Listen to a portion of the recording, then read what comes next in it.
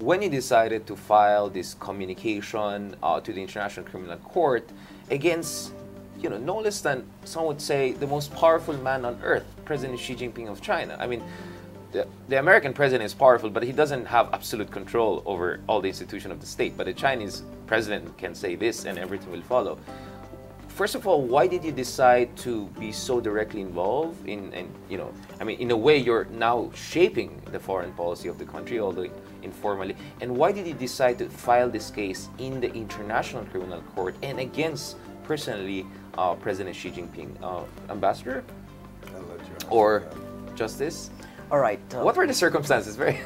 All right. I sound like a broken record, but what I gather is that the ambassador and a few of his friends would, in their regular meetings, would be discussing, among other things, what they can do for the welfare of the country, even if it is not them who would ultimately make the decision. Yes, make the decision.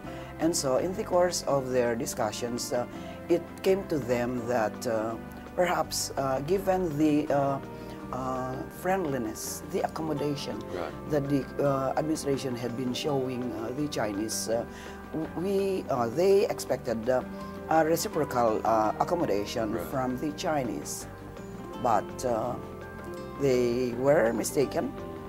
And so when the effectivity of the withdrawal drew near, they thought that something had to be done in order to alleviate the suffering of our, among others, fishermen. Yes. All right. So they mulled on it for a few days, and then they asked me later if I was minded to join the group. I said, let me reflect on it. I went over the briefer, I went over the text of the transmittal letter and the introduction, and I did a little research on the ICC and the system in the ICC at The Hague. By the way, I went to The Hague in late October last year, and I was privileged to have been briefed by junior officials about the workings of The Hague.